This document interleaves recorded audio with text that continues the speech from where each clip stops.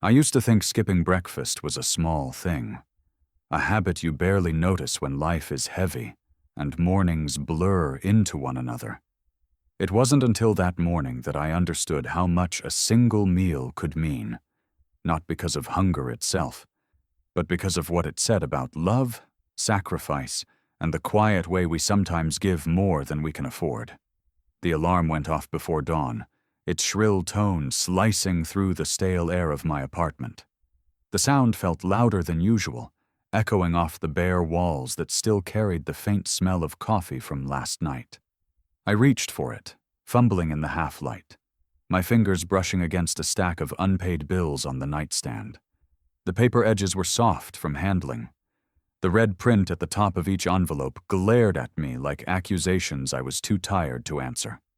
I silenced the alarm and lay still for a moment, staring at the ceiling fan that spun lazily overhead, clicking with every turn, counting seconds I didn't have. From the next room came the small, rhythmic sound of breathing. My daughter slept with her door cracked open, the way she always did since her mother passed. She said it made the darkness less lonely. I swung my legs out of bed, the chill of the floor creeping up my ankles, and stood in the dim blue glow of the streetlight outside. My uniform hung from a nail near the closet, still damp at the collar from yesterday's rain. I buttoned it carefully, pressing each crease flat with my palms. There was comfort in the routine, even when the routine hurt. In the kitchen, the refrigerator hummed with its low mechanical heartbeat. Inside, the shelves were nearly empty. Half a loaf of bread, a jar of peanut butter, 2 apples, and a single container of leftover noodles from the night before. I hesitated, my hand resting on the container, already imagining my daughter's face when she opened her lunchbox. She loved those noodles. It was the one meal she said made her feel fancy, like the kids who bought lunch at school. I closed the fridge and turned toward the counter where 2 brown paper bags sat side by side, one labeled with her name in shaky marker, one blank for mine. The habit of labeling hers came from her mother, who believed every act of care deserved a name. Even now, years later, I still wrote her name on everything. Her books, her coat, her sandwich bag. It was my way of keeping her seen in a world that often ignored the quiet ones. I spread the last of the peanut butter on bread, added a slice of apple, and folded the sandwich in wax paper.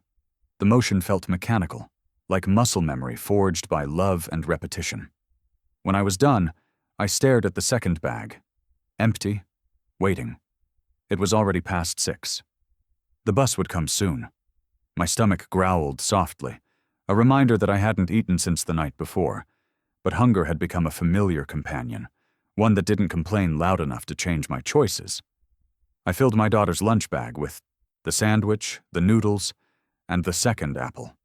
For a moment, I stood there, holding the weight of it in my hand, knowing it was all the food left in the house until my next paycheck. I heard her bedroom door creak open. "Daddy?" Her voice was small, sleepy, full of that innocence that makes the world seem briefly forgiving.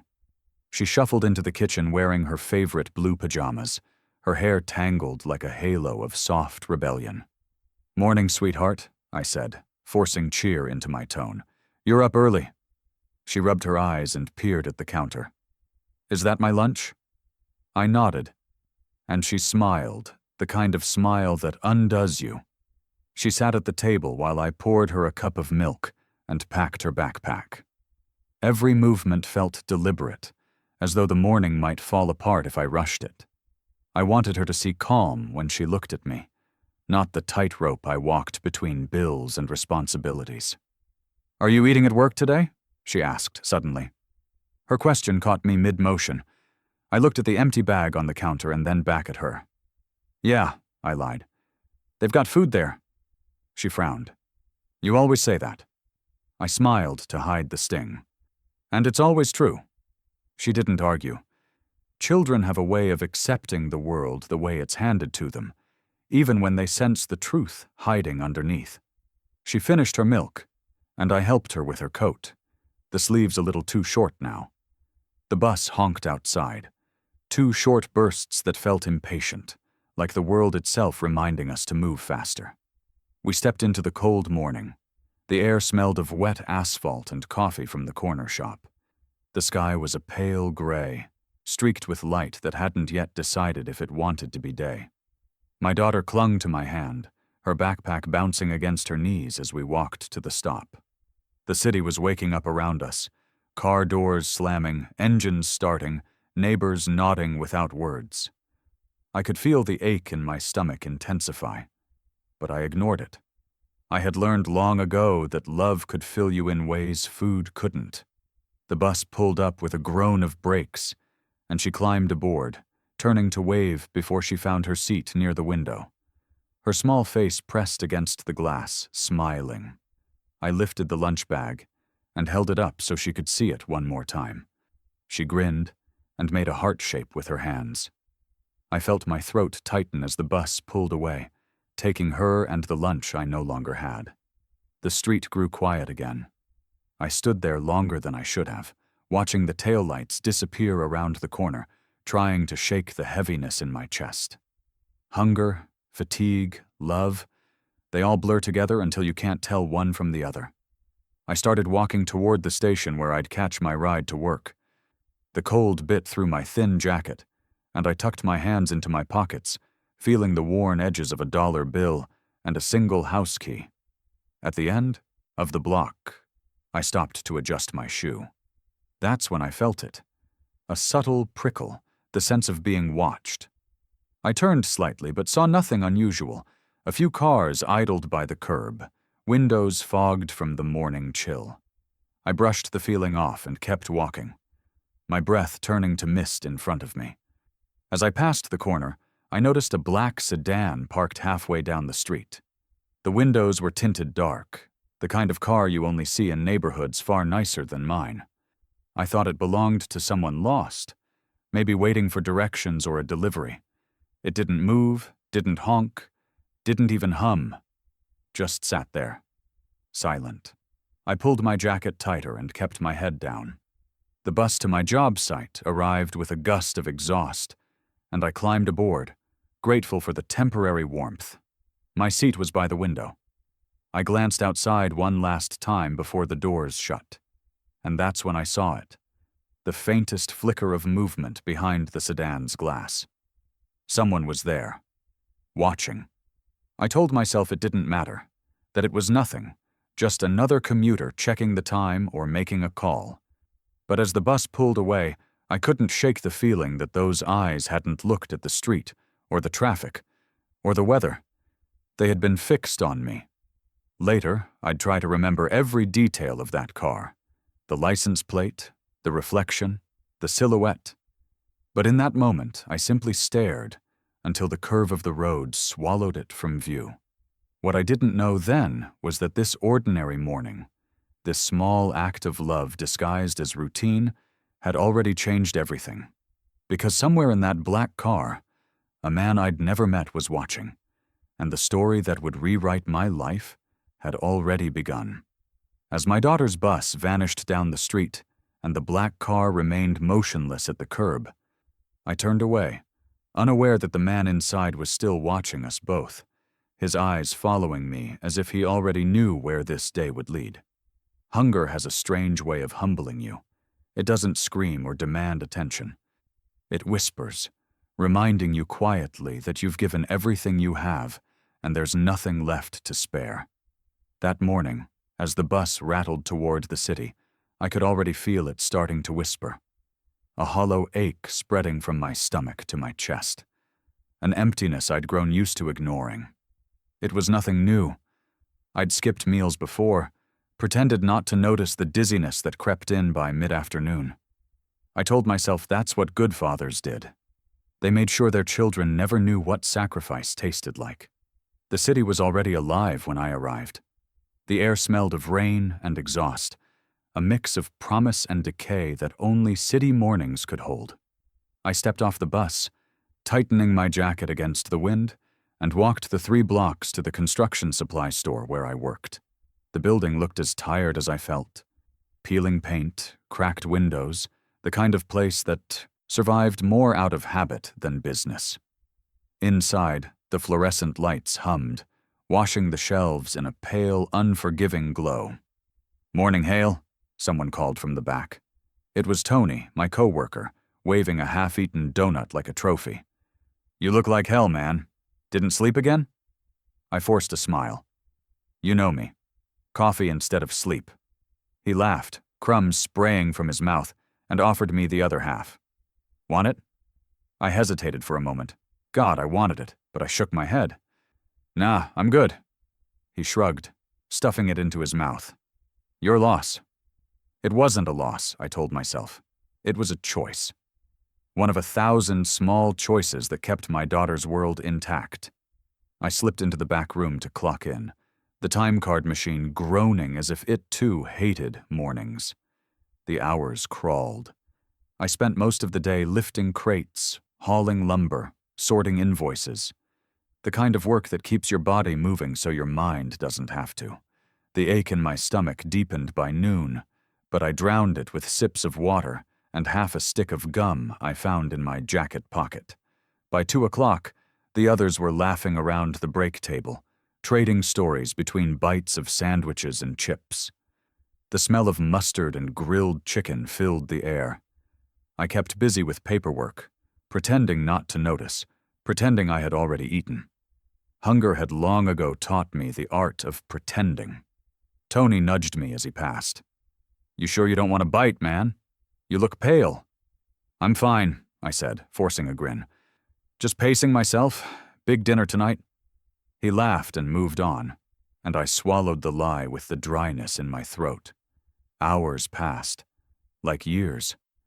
Every sound, the ticking of the wall clock, the creak of wood, the faint chatter of customers, seemed louder against the silence inside me. I caught my reflection in the store's dusty mirror once. My eyes looked older than I remembered, the kind of tired that doesn't come from work, but from wanting too much for someone else. When the manager, Mr. Lewis, finally announced we could close early, I almost didn't believe him. The others cheered. I just nodded and began stacking tools back in their places. My muscles ached, my stomach knotted, but I moved automatically. Survival has a rhythm, and mine played the same tune every day. By 6, the store was nearly empty. The others drifted out one by one, calling goodnight over their shoulders. The rain had started again. Soft, steady, the kind that makes the world feel smaller. I stayed behind to check the locks, as I always did. That's when I noticed it. Through the glass doors at the front of the store, across the narrow street, sat a familiar shape, the black sedan, parked in the same quiet, deliberate way it had been that morning. My pulse quickened. For a moment, I thought it must be coincidence. There were plenty of black cars in the city. But the longer I looked, the harder it was to convince myself of that. The streetlight above it flickered, throwing brief flashes across the windshield, but I couldn't see the driver. The windows were tinted, just like before. I tried to focus on finishing up, but my mind wouldn't settle. Every few minutes, my eyes drifted back to the door, drawn to that silent car. It hadn't moved, not once. When I stepped outside to take out the last bag of trash, the cold air hit me hard. I stood for a moment under the awning, the rain speckling the concrete around my boots. The sedan's headlights were off, the engine quiet. Still, the presence of it pressed against me, heavy and unblinking. Probably someone waiting for a pickup, I muttered under my breath. Just a coincidence. But the lie didn't land. Deep down, something about it felt too intentional, too patient. I took a slow breath and started walking towards the dumpster behind the building. The rain soaked through my jacket, the fabric clinging to my arms. The street was almost empty now, just the sound of tires on wet asphalt somewhere in the distance. When I returned to the front of the store, the sedan was still there. The driver's silhouette barely visible through the glass, just the faint outline of a man sitting perfectly still. I locked the main door, the metal clicking louder than usual. My hands were trembling. though I told myself it was the cold. Through the glass, I could still see the car. For the briefest moment, I thought I saw the shadow inside move, like someone leaning forward. I turned away quickly and set the alarm system, the beeping echoing in the empty store. My reflection in the glass looked like a stranger. Wet, tired, eyes hollow from more than just hunger. As I stepped outside, the rain came harder. I fumbled for my umbrella, but the wind caught it, flipping it inside out. I let it go, too tired to fight the weather anymore. The storm washed over me, soaking through my clothes, and I began walking toward the bus stop. Every step felt heavier than the last. When I reached the curb, I turned one last time to look at the store. The black car was still there, unmoved. For a few seconds, the rain blurred everything into streaks of silver and gray. Then, through the curtain of water, something changed. The car's headlights blinked on, just once. A single flash, like a silent signal. It wasn't random. The timing was too perfect, the pause too deliberate. The lights stayed on for 3 seconds, then off again, leaving me staring into darkness. My breath caught. My first instinct was to run, but something in me refused to move. I stood there, rain pooling in my shoes, staring at the space where those lights had been. The car didn't move. No door opened.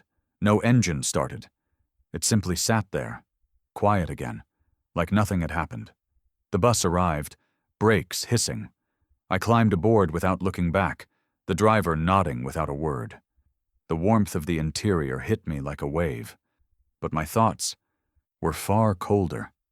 As the city blurred past the fogged windows, my mind kept returning to that flash. It wasn't the kind of moment you could shrug off. There was meaning in it. Something intentional. Something waiting. When I reached my stop and stepped off into the rain again, I glanced once more down the street before turning toward home. The black sedan wasn't there anymore. The road was empty, slick with rain, the puddles reflecting the faint glow of streetlights. Still, I couldn't shake the feeling that it hadn't left. Not really. That it was still somewhere close, watching, waiting, hidden just out of sight. That night, as I locked the door of my small apartment and stood by the window, I caught my own reflection staring back at me. Behind it, through the glass and the misty air outside, a pair of faint headlights blinked once from the distance. Brief, precise, almost like a whisper meant only for me. I froze where I stood, the echo of that light burning into my eyes. It wasn't a trick of the rain. It was real. Someone out there had seen me long before I'd noticed them. And now, for reasons I couldn't begin to understand, they were letting me know they were still watching. Some faces you remember even when you wish you didn't. They burn themselves into your memory not because of what they do, but because of how they make you feel in the moment they appear. Like time has stopped. Like the world around you has taken a quiet step back to let something irreversible begin. That was exactly how I felt the next morning when I saw the man in the black car. I woke before the alarm. For the first time in months, the sound of it wasn't what dragged me out of sleep. Instead, it was a feeling. A strange tension in the air, heavy and humming, like the world outside my window was holding its breath. The storm had passed overnight, but the sky was still gray, a dull film of light spilling through the curtains. My body felt sluggish, weighed down by the kind of fatigue hunger can't explain. I'd barely slept, the image of those headlights flashing once through my dreams, bright and soundless, like a secret signal sent only to me. I got up quietly, careful not to wake my daughter. The floorboards creaked beneath my feet as I moved through the apartment, pulling on the same uniform I'd hung by the door the night before. I brewed coffee, black, bitter, cheap, and forced down a few sips just to feel something warm inside me. I told myself the day would be ordinary, that whatever had happened last night had nothing to do with me. The car, the lights, the feeling of being watched. It was just coincidence. It had to be. My daughter came out of her room, rubbing her eyes. "Morning, Daddy," she said softly, her voice still caught somewhere between dream and waking. I smiled and kissed her forehead. Morning, sweetheart. We went through the same motions as always, packing her lunch, brushing her hair, checking her homework. She chattered about a drawing she was excited to show her teacher, her hands moving animatedly as she spoke. I watched her, pretending to listen, letting her voice drown out the unease that had followed me into the day. But when we stepped outside, the unease returned. The air was still damp from the rain. The street smelled of wet concrete and rust. And there, just a few houses down, was the car. The same black sedan, parked on the opposite curb like it belonged there. Like it had always belonged there. My steps slowed, my heartbeat picking up pace. My daughter tugged my hand. "Daddy, we're going to be late." I forced a smile. "You're right." I walked her to the bus stop, every step heavy with the awareness that we weren't alone. I could feel eyes on my back, though I didn't turn around. The bus arrived, loud and rumbling, and my daughter climbed aboard, waving to me through the window just like she always did. I waved back, my smile steady even as my stomach twisted. The bus drove away, and I was left standing on the sidewalk, staring down the street. The car hadn't moved. Its engine was running now, a low hum barely audible over the wind. For a moment, I thought about walking away, pretending not to notice. But something inside me, curiosity, maybe fear, kept me frozen. Then the driver's side door opened. A man stepped out. He wasn't what I expected. He was tall, composed, the kind of person who looked like he never rushed anywhere. His suit was dark gray, pressed so perfectly it caught the faint light of morning like silk. A silver watch glinted on his wrist as he closed the car door with a measured calm. Even from a distance, I could tell his clothes cost more than I made in a month. His shoes didn't splash in the puddles. He moved like someone used to being seen but not questioned. He adjusted his tie, glanced down the street once, and then turned his eyes toward me. And that's when my breath caught. He smiled, not wide, not forced, just a small, knowing curve of his lips, the kind that made you feel like he already knew something you didn't. He started walking toward me. Each step felt deliberate, echoing softly in the quiet morning air. I wanted to step back, to ask what he wanted, but my voice had abandoned me. The closer he got, the clearer his face became. Strong jawline, streaks of gray at his temples, eyes that seemed too calm, too aware. He stopped a few feet away, and for a moment neither of us spoke. The silence stretched thin between us, heavy enough to make my pulse thud in my ears. Then he said my name. Hale. It wasn't a question. It was a statement, quiet and certain, like he'd known it long before today. My mouth went dry. Do I know you? He smiled again, just slightly. Not yet. Something about his tone sent a chill through me. Not threatening, not warm either. Just final. Like a line had been drawn and I was standing on the wrong side of it. I saw you yesterday. He continued. Outside the store. The words made my chest tighten. You were in the car? He nodded once, hands in his pockets. I was? I stared at him, trying to place his face. Why? Were you looking for someone? His eyes softened in a way that made me uneasy. I was, he said, and I found him. Before I could respond, he glanced past me at the empty street, as if ensuring no one else was listening. Then, in a voice so quiet I almost missed it, he said, You're a good father. The words landed heavy, unexpected. I blinked. What? He studied me, his expression unreadable. Yesterday morning, you gave your daughter your lunch. My stomach twisted. The air around us seemed to thin. How did you... I saw it, he interrupted gently. Most people wouldn't notice. But I did. His gaze lingered on me like he was weighing something, measuring the worth of what he'd seen against something I couldn't name. I wanted to ask why it mattered to him, who he was, what he wanted. But before I could, he looked down at his watch and sighed softly, as if our conversation had already taken too long. I just wanted to tell you, he said, straightening his cufflinks. Not many people still do things like that. You should know it doesn't go unseen. My throat felt dry.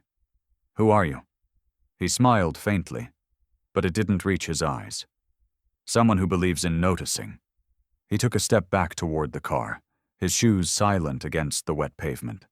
For a moment, I thought about following him, about demanding an answer, but something in his composure stopped me. It wasn't arrogance, it was control. The kind of quiet authority that comes from knowing you can change a life without raising your voice.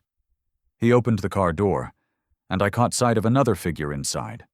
A driver, older, wearing gloves and a cap. The man leaned in to say something I couldn't hear. The driver nodded. Then, before getting in, the man turned back to me one last time. Hale, he said again, my name sounding almost personal now. You did the right thing yesterday. I frowned. The right thing? He nodded once. Even when it costs you, especially then. And then he was gone, sliding into the back seat as effortlessly as he'd appeared. The driver started the engine. The car idled for a moment, the hum vibrating through the air like a heartbeat. Just as it began to pull away, I took a step forward, my words tumbling out before I could stop them. Wait, who are you?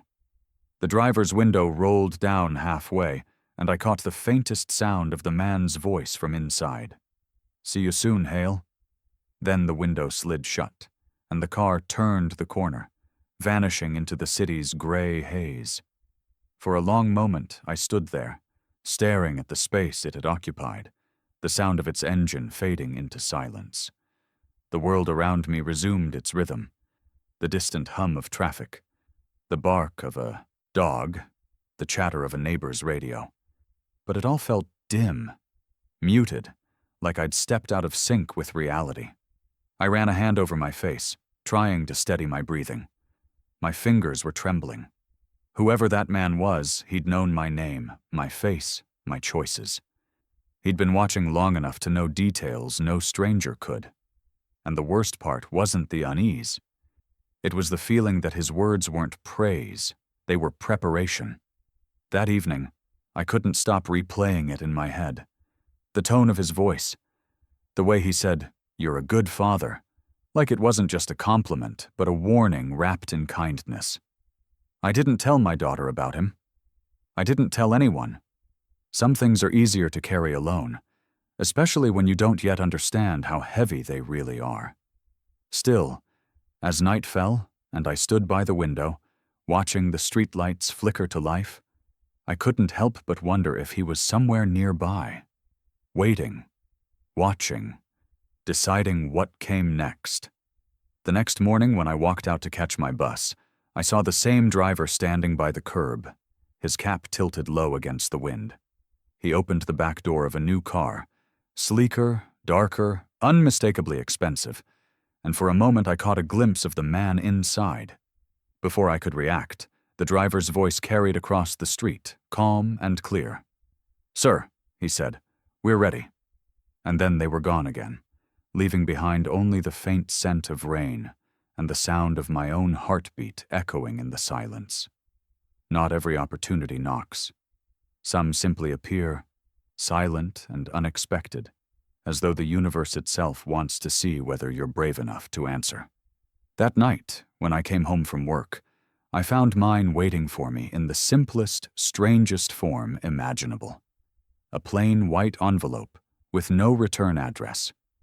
The hallway was dim, the flickering bulb above my door buzzing like an exhausted insect. The air smelled faintly of dust and rain from the open window at the far end of the corridor. I was balancing my tool bag in one hand and my keys in the other when I noticed the envelope lying flush against the floor, half tucked beneath my apartment door, as though whoever left it had wanted it found but not seen. I bent down slowly, my fingers brushing against the rough concrete as I picked it up. It wasn't thick, not heavy, just a single piece of folded paper inside. The front bore my name, Hale, written in neat, deliberate handwriting I didn't recognize. No sender, no stamp, no markings of any kind. For a moment, I just stood there staring at it, the key still frozen in my other hand. Something about it felt intentional, personal. And after the past few days, personal had become something I didn't trust easily. Inside my apartment, the air was cool and quiet. The refrigerator hummed softly in the background, a comforting reminder that some things, at least, still followed predictable patterns. I set the envelope on the table and locked the door behind me. My daughter was already asleep in her room, her nightlight casting soft amber patterns against the wall. I didn't want to wake her, so I moved quietly, unbuttoning my jacket, dropping it over the back of a chair. The envelope waited where I'd left it, small and harmless looking. I ran my thumb along the seal. It wasn't glued shut, just folded over. Whoever left it hadn't wanted me to struggle to open it. That alone unsettled me. I unfolded it carefully, half expecting to find some advertisement, some local scam promising guaranteed wealth or limited opportunities. But it wasn't that. It was a single sheet of cream-colored paper, the kind used for formal invitations. The message was printed, not handwritten, in the same clean, deliberate font that spoke of precision. You are seen, you are valued, 17th Avenue, noon. That was it. No name, no explanation, no signature. I read it 3 times, each word carving deeper into my chest. You are seen. You are valued. I felt my pulse quicken. The phrases were simple, almost kind, but there was something about them that made my skin prickle. They were too deliberate, too intimate. I had no idea what or who 17th Avenue referred to. It wasn't far from my workplace, mostly lined with office buildings and old cafes. But the timing, the tone, the anonymity of it all, it felt orchestrated. I sank into the chair, the paper still trembling in my hand. My first thought was that it had to be a prank. Maybe Tony or one of the other guys at work thought it'd be funny to mess with me after seeing how tired I'd looked lately. Or maybe it was some odd charity group or church event. The city was full of people trying to save souls or sell hope. But the handwriting, the phrasing, the timing, I couldn't shake the image of that man. The one in the suit. The one who knew my name without introduction. Who'd looked at me with the calm certainty of someone who saw more than he should. I pushed the thought away, but it crept back every few seconds like a shadow under the door. Eventually, I folded the note back into its envelope and set it aside. I told myself I wouldn't think about it anymore, that I'd throw it away in the morning. But that night, I didn't sleep. I lay awake listening to the rain tapping softly against the window, my mind replaying his voice, his words. You're a good father. By morning, exhaustion had settled into my bones like sand in water. My daughter's laughter was the only thing that cut through the haze. She was coloring at the kitchen table when I came out of my room. You look tired, she said, her head tilted in that way kids have when they're trying to read you. I smiled weakly. Didn't sleep much. She looked at the envelope still sitting on the counter. What's that? Just mail, I said quickly, sliding it into my jacket pocket. Nothing important. I kissed her forehead, walked, her to the bus stop, and tried to ignore how the world felt slightly off-kilter, as if it had shifted a degree without telling me. At work, I was distracted. Every sound felt louder. The ring of the register, the chatter of customers, the buzz of the fluorescent lights overhead. I kept checking the clock, counting down to noon without meaning to. By 11:30, I'd convinced myself not to go. Whatever it was, it couldn't be good. I'd stay at work, finish my shift, pick up my daughter, and pretend none of this had happened. But by 11:40, my hands wouldn't stay still. My heart wouldn't settle. There was something in me, curiosity, maybe desperation, that refused to let go of the idea. The words echoed in my head like a quiet drumbeat. You are seen. You are valued. I left my post under the excuse of grabbing lunch. The manager barely looked up from his ledger. The walk to 17th Avenue felt longer than it should have. The city was alive with noise. The rush of cars, the call of vendors, the steady rhythm of footsteps against pavement. But I felt detached from it all, like I was walking through a memory that didn't quite belong to me. My pulse hammered louder with every step. 17th Avenue wasn't the kind of place where people like me went without reason. The buildings were older but well kept, lined with offices whose windows reflected the gray afternoon light. Cafes spilled the scent of roasted coffee onto the sidewalks. I scanned every corner, every parked car, half expecting to find another envelope waiting somewhere. At first, there was nothing. Then, I saw it. Parked along the curb across from a narrow brick cafe was a car I recognized instantly. Sleek, black, and impossibly polished. The same car that had followed me, the same one that had waited outside the store, the same one whose headlights had blinked in the rain. My chest tightened. I stopped at the corner, pretending to check my watch while my eyes tracked the car. The driver sat motionless behind the wheel, cap pulled low. The windows were tinted, but I didn't need to see inside to know who was there. The clock on my phone read 11:58. 2 minutes until noon. I could have walked away. Every instinct told me to. But something about that message, something about being seen, held me there. I'd spent years feeling invisible, moving through life quietly, unseen except by the little girl who depended on me. To be noticed, even by a stranger, felt dangerous but intoxicating. So I crossed the street. The sound of my footsteps seemed too loud on the wet pavement. I could feel my heart pounding in my throat. When I was halfway across, the car door opened. The man stepped out. He was dressed differently this time. No suit jacket, just a crisp white shirt. Sleeves rolled neatly to his elbows. A dark tie loosened at his collar. He looked less like an executive now and more like someone in control of his own world. Calm. Certain. The kind of man who never rushed because he never had to. He closed the car door gently and turned toward me with that same faint, knowing smile. "Hail," he said, as if greeting an old friend. I stopped a few paces away, my throat dry. "You left this, didn't you?" I held up the envelope, crumpled slightly from being in my pocket. He glanced at it, his smile unchanged. "I did." "Why?" "Because I thought you might want to be seen," he said simply. His words hit harder than I wanted to admit. "Seen for what?" "For who you are," he said, "and for what you've done." I swallowed hard. "I haven't done anything." He tilted his head, studying me. "That's where you're wrong." Before I could respond, the driver stepped out from the car and circled around to the back seat. He opened the door, glancing briefly at me before turning to his employer. "Sir," he said in a low, respectful tone. The man didn't move yet.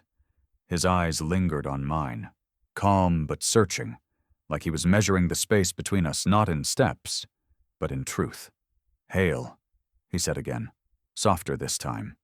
"Do you believe good deeds go unseen?" I frowned. "What are you talking about?" He smiled faintly, the kind of smile that didn't quite reach the eyes. "We'll talk soon." And then, before I could say another word, he turned away, stepping toward the open car door. "Wait," I said, taking a step forward. "You can't just... Who are you? What do you want from me?" He paused, one hand on the doorframe. "Answers," he said quietly. "The kind you don't even know you're missing yet." Then he ducked into the car. The driver shut the door, rounded the front, and slid back into his seat. The engine started with a low hum. I stood there on the curb, drenched in confusion and curiosity, watching as the car pulled away from the curb. It moved slowly at first, turning down the street. Then, just before it disappeared from view, the turn signal blinked once.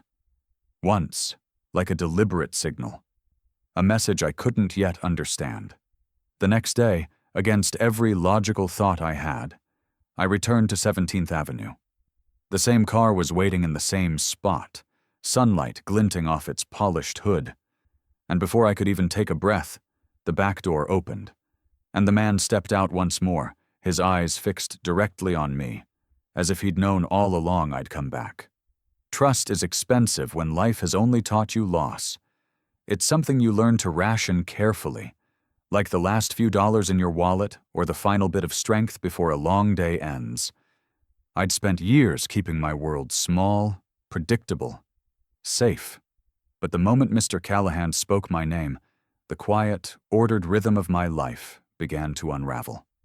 The morning after I found the letter, I stood again on 17th Avenue, my heart pounding like it was trying to warn me. The black sedan gleamed beneath the pale sunlight, parked exactly where it had been the day before, as if it hadn't moved at all. The driver stood by the open door, expression blank, posture crisp. And there he was. Mr. Callahan. That was the first time I heard his name. He stepped out slowly, buttoning his dark suit jacket, his movements smooth and deliberate. The sound of the city seemed to fade around him.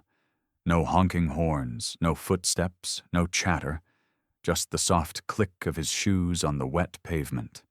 His presence carried the kind of quiet power that didn't need to announce itself. "Good morning, Hale," he said, his voice calm, steady. I swallowed hard, forcing myself to meet his gaze. "You said we'd talk soon." He smiled faintly, the corners of his mouth barely moving. "I did. And it seems today is sooner than you expected." I looked past him toward the car, unsure whether to step closer or turn and leave. Every instinct screamed that something about this was wrong. But curiosity, dangerous, hungry curiosity, rooted me in place. He gestured toward the small cafe behind him, the same one I'd noticed yesterday. "Would you join me for a cup of coffee?" The question was simple enough, but the way he asked it made it sound like a test. "I'm on my way to work," I said quietly, hoping that would be enough to end it. He tilted his head, studying me. "And how many more days do you plan to live exactly like yesterday?" The question hit harder than I expected. I opened my mouth to respond, but nothing came out. He took a step closer, the faint scent of cologne, something expensive, understated, reaching me. "Just coffee," he said, his tone softening. 15 minutes. You have my word." I hesitated, glancing again at the car, then back at him. There was something in his eyes, an unsettling mix of warmth and calculation, that made me feel both safe and exposed. Against my better judgment, I nodded. 15 minutes. He smiled. "Good." The driver held the cafe door open for us, his face expressionless. Inside, the air was warm and smelled faintly of roasted beans and cinnamon. Morning light filtered through the large front windows, catching on the steam from freshly poured cups. Mr. Callahan gestured toward a corner table, far enough from the crowd to keep our conversation private. We sat. He didn't order right away, just studied me for a moment with quiet curiosity, as though he were memorizing the shape of my silence. Finally, he spoke. "I imagine you're wondering why you're here." I nodded. "That's an understatement." He smiled slightly, folding his hands on the table. "You intrigue me, Hale." "I don't know what that means." "It means," he said slowly, "that I notice people. It's part of what I do. And you—" He paused, searching for the right words. "You did something that caught my attention." The waiter came by, and he ordered 2 coffees, black, before I could speak. When the cups arrived, he stirred his absent-mindedly, though he hadn't added sugar. I stared at him across the table. "You mean what happened with my daughter?" He looked up, his gaze steady. "Yes." That moment. My fingers tightened around the edge of the table. "You saw that?" "I did," he said simply. "You gave her your lunch without hesitation. You were hungry, but you chose to smile instead. You hid your pain so she wouldn't feel it." His words were too precise. They hit with the accuracy of someone who hadn't just witnessed a moment, but understood it. "How long were you watching me?" I asked, trying to keep my voice from shaking. He didn't answer right away. He took a slow sip of coffee, then set the cup down carefully. "Long enough to know you're not like most people." I let out a quiet, uneasy laugh. That's one way to put it. He leaned back slightly, his eyes never leaving mine. "You think kindness is small, don't you? That it's a quiet, ordinary thing?" But the truth is, Hale, kindness is rare. It's dangerous even. People trade it away for comfort, for ambition, for the illusion of safety. But you didn't. I didn't know what to say. Compliments from strangers had always made me uncomfortable, but this felt different. Weighted, like he wasn't complimenting me so much as diagnosing me. You have a good heart, he continued, but good hearts don't always survive on their own. Sometimes they need to be protected. The way he said protected made my stomach twist. I tried to deflect. Look, if this is about charity or some kind of foundation, he interrupted me with a small shake of his head. This isn't charity, Hale. I don't give handouts. I give opportunities. The word hung between us, sharp and deliberate. Opportunities for what? I asked. He smiled faintly. To change your life. I frowned. I don't need my life changed. He leaned forward slightly, his gaze softening. Don't you? My throat tightened. I thought about the unpaid bills on the counter, the empty fridge, the way my daughter's shoes had worn thin at the soles. I wanted to deny it, but the truth sat heavy in my chest. He continued quietly. You're working hard, doing everything right, and still the world takes more than it gives. You've sacrificed everything for your daughter. But tell me, when was the last time someone did something for you? I stared at him, unsure whether to feel angry or exposed. You don't even know me. On the contrary, he said, his voice low but certain. I know you better than you think. Something in his tone made me shiver. I looked toward the window, the sunlight catching on the raindrops outside. The world kept moving, cars passing, people laughing. But inside that cafe, everything felt still, contained within the boundaries of his gaze. What do you want from me? I asked finally. He smiled again, a soft, patient smile. I don't want anything from you. I want something for you. And what's that supposed to mean? It means, he said, folding his hands again, that I believe you're capable of something bigger. I've been looking for someone with your kind of heart, someone who does the right thing even when no one's watching. His words carried a strange weight. It wasn't flattery. It was conviction. And what happens if I say no? I asked. He tilted his head slightly. Then you'll go back to the life you have now. The same bills, the same hunger, the same sleepless nights. I stared down at the coffee, the dark liquid rippling slightly from the tremor in my hand. You make it sound like I don't have a choice. You always have a choice, he said softly. But not all choices lead somewhere worth going. The conversation paused. The hum of the cafe filled the silence between us. For a moment, I thought about standing up and leaving, walking away from the strange man who seemed to know too much. But something in his eyes, some quiet certainty, kept me there. Finally, I asked, "What exactly are you offering me?" He smiled, leaning in just enough that I could see the faint reflection of the cafe lights in his pupils. "A chance," he said, "to see what happens when good hearts meet opportunity." I frowned. "That doesn't mean anything." "It will," he said. "Soon." He reached into his jacket pocket and pulled out a small card. He placed it on the table between us. It was blank except for a single embossed symbol, a silver circle intersected by a line. Beneath it, a time and an address. "Come here tomorrow," he said, "noon, alone. And if I don't?" He smiled faintly, the kind of smile that carried both kindness and certainty. "Then you'll never know what you walked away from."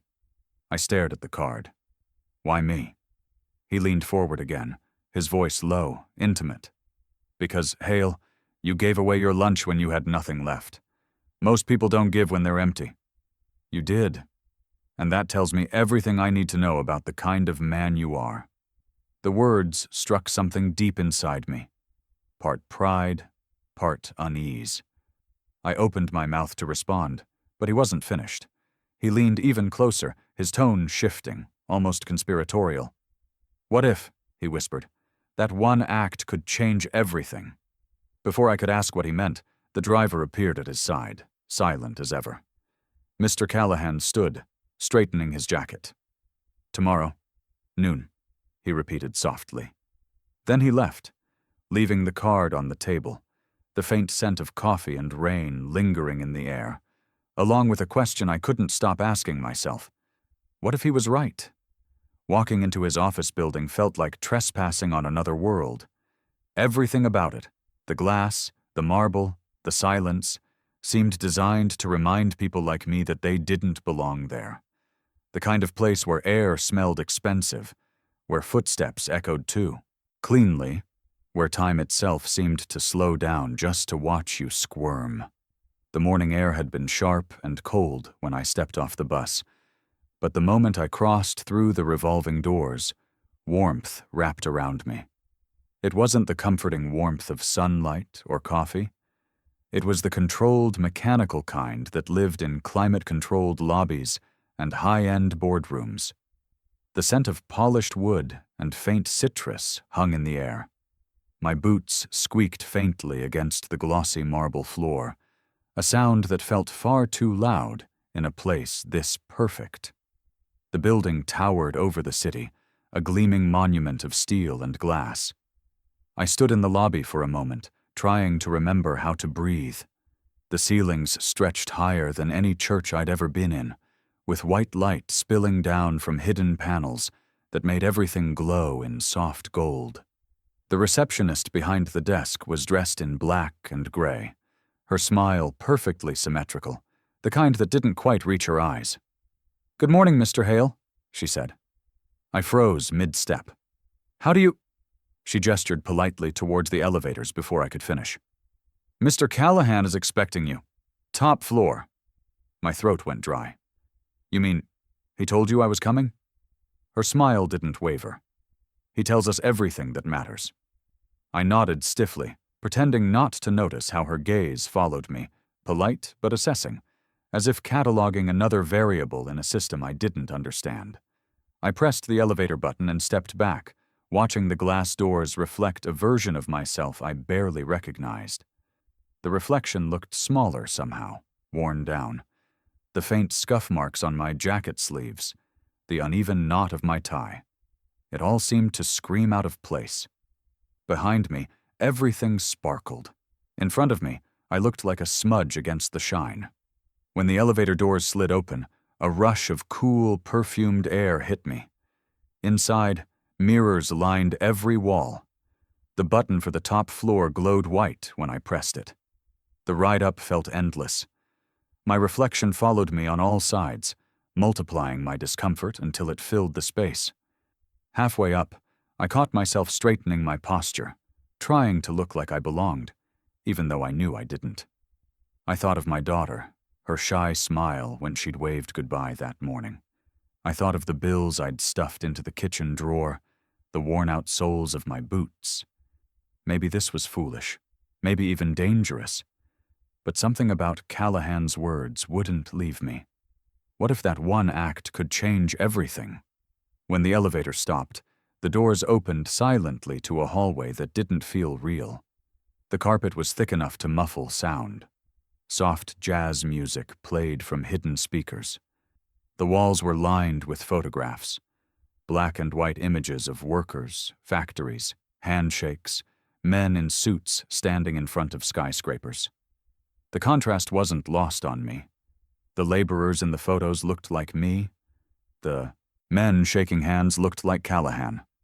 At the end of the hall stood a single door, framed by frosted glass panels. The plaque beside it read, "Callahan Industries, Executive Office." I hesitated, my hand hovering near the handle. Every instinct screamed that I shouldn't be here. I wasn't one of them. I didn't have the right shoes, the right confidence, the right blood. But I knocked anyway.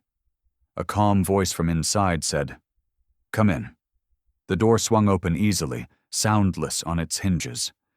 His office was enormous, larger than my entire apartment. One wall was made entirely of glass, offering a view of the city below, where cars and people moved like tiny, obedient ants. The other walls were lined with shelves of books and art pieces I couldn't name. Everything about the space radiated quiet authority. And there he was. Mr. Callahan stood near the window, hands clasped behind his back, his posture straight, his presence steady. Sunlight spilled over his shoulders, outlining him in pale gold. For a second, he didn't turn around. "You came," he said simply, his voice calm, unhurried. "I wasn't sure if I should," I admitted, stepping inside. "I knew you would." He turned then, his gaze steady and unreadable. "You strike me as a man who doesn't ignore what his heart can't explain." I didn't know how to respond to that. I just stood there, shifting awkwardly as the door closed behind me. He gestured toward a chair in front of his desk. "Please, sit." The chair was soft, leather that sighed quietly when I sank into it. He remained standing for a moment, studying me with a faint smile, then walked to his side of the desk and sat down. Between us was a single object, a folder, closed, no markings on its cover. "You said you'd tell me why I'm here," I said, my voice lower than I intended. He nodded. "And I will. But first I need to know who you really are." The question hung there, heavy. I blinked. "I told you who I am. I work at Mason's Supply. I live on 3rd Street. I have a daughter." He raised a hand gently, stopping me. "That's not what I mean." "Then what do you mean?" He leaned back in his chair, his expression thoughtful. "I mean the kind of person you are when no one's watching. The kind of man who gives away his lunch to his child and smiles through his hunger. The kind who thinks that act is small, when in truth it reveals everything." I swallowed hard, unsure where this was going. "I don't understand." He smiled faintly. "You don't need to. Not yet." The silence between us deepened, stretching thin. From somewhere far below, I could hear the faint hum of traffic, the rhythm of a city that didn't know I existed. He opened the folder slowly, sliding a few papers aside until he found what he wanted. "Do you believe people end up where they deserve to be, Hale?" he asked, his tone conversational but sharp underneath. I hesitated. "No," I said, finally. "I think people end up where they can survive." He nodded, as though I'd just confirmed something he already knew. "That's an honest answer." He closed the folder again, steepling his fingers. "Tell me, do you enjoy your work?" I let out a small laugh before I could stop myself. "Enjoy it? I survive it." He smiled. "Exactly." He stood, walking around the desk. The quiet confidence in his movements was disarming. He came to stand near the window, gesturing for me to join him. "Look," he said. I rose slowly and moved to his side. The city spread out beneath us. Rooftops, streets, people hurrying through their routines, unaware they were being watched from above. "Every person down there," he said softly, "believes they're invisible. They think their struggles don't matter. Their choices go unnoticed. But they're wrong. The world is always watching. It just doesn't always speak." I stared at him, trying to follow his meaning. "You think the world was watching me?" He glanced sideways at me. "Not the world. Me." The admission landed like a weight between us. "Why?" I asked. He turned fully to face me now, his gaze sharp but not unkind. "Because I believe in testing people. I watch how they behave when no one else does. That's when truth shows itself." I took a small step back. "So this was all a test?" "Not a test," he said calmly. "A revelation." He walked back to his desk, his footsteps soundless on the thick carpet. He picked up the folder again, flipping it open. "You're a man who's worked hard his entire life. You've made choices most wouldn't understand. You've sacrificed without recognition, and yet when it mattered most, you gave without hesitation." I didn't know whether to feel flattered or violated. "How do you know so much about me?" He looked up. "Because I pay attention." I let out a slow breath. "If this is about charity, I don't need it. I didn't come here for—" He cut me off gently, his voice still calm but firmer now. "This isn't about charity, Hale. It's about potential." "Potential?" "Yes," he said. "Yours." He came around the desk again, stopping just in front of me. His presence was unsettlingly composed. "You think you're ordinary," he said. "But ordinary men don't give when they have nothing left to give. Ordinary men complain, blame, quit. You didn't." I felt a mix of discomfort and confusion rising inside me. "Why does that matter to you?" He smiled slightly. Because men like you are rare, and because I've built my life finding them. I tried to read his face, but his expression gave nothing away. Finding them for what? He paused for a long time, then said, for purpose. The word hung in the air like a challenge. Before I could speak, he stepped back, his gaze drifting toward the window again. I built this company from nothing.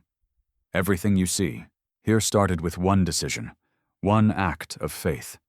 I believe in moments that change everything.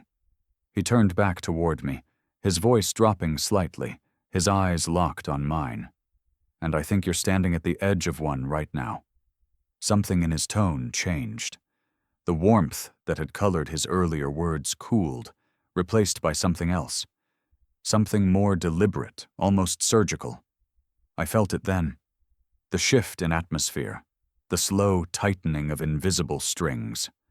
Whatever this was, it wasn't about a job. It wasn't about charity or gratitude. It was about something bigger, something I didn't yet understand.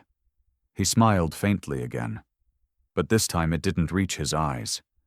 Before I tell you why you're here, he said quietly, I need to know who you really are. His tone sharpened just enough to cut through the quiet. He closed the folder with a soft thud, and when his eyes met mine again, they no longer carried curiosity. They carried intent. That was the moment I realized this wasn't about a job. It was something else entirely. And whatever it was, I was already in too deep to walk away.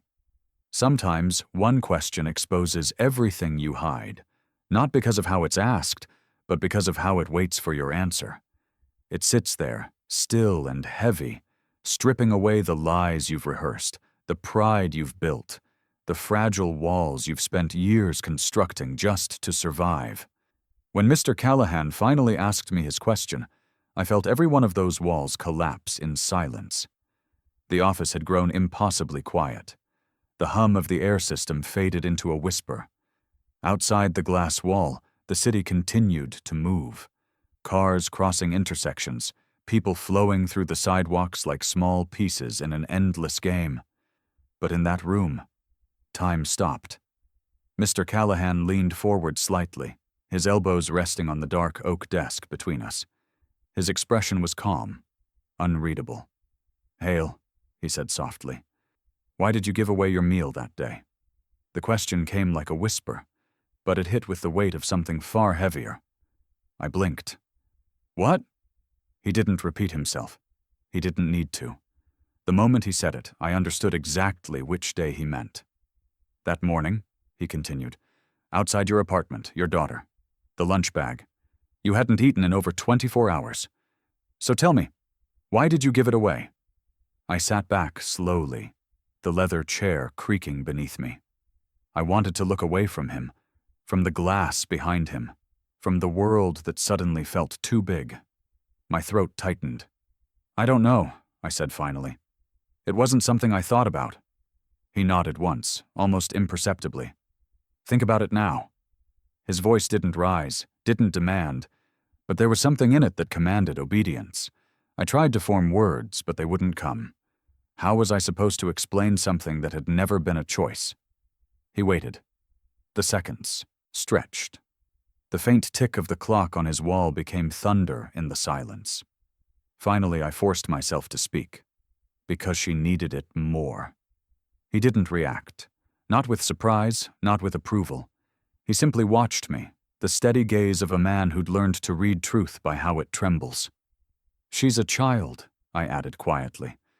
She doesn't understand hunger the way adults do. I can handle it. She shouldn't have to. He nodded again, slowly. So you gave away what little you had? Yes. Even knowing you'd have nothing left? I hesitated. I always have something left, I said. As long as she's okay. For the first time, something flickered in his expression. Not quite emotion, but recognition. He leaned back in his chair, folding his hands in front of him. Most people, he said, don't think that way. Most people aren't parents, I replied quietly. He smiled faintly, the corners of his mouth lifting just enough to soften his face. Maybe you're right, The silence that followed wasn't uncomfortable, but it was charged.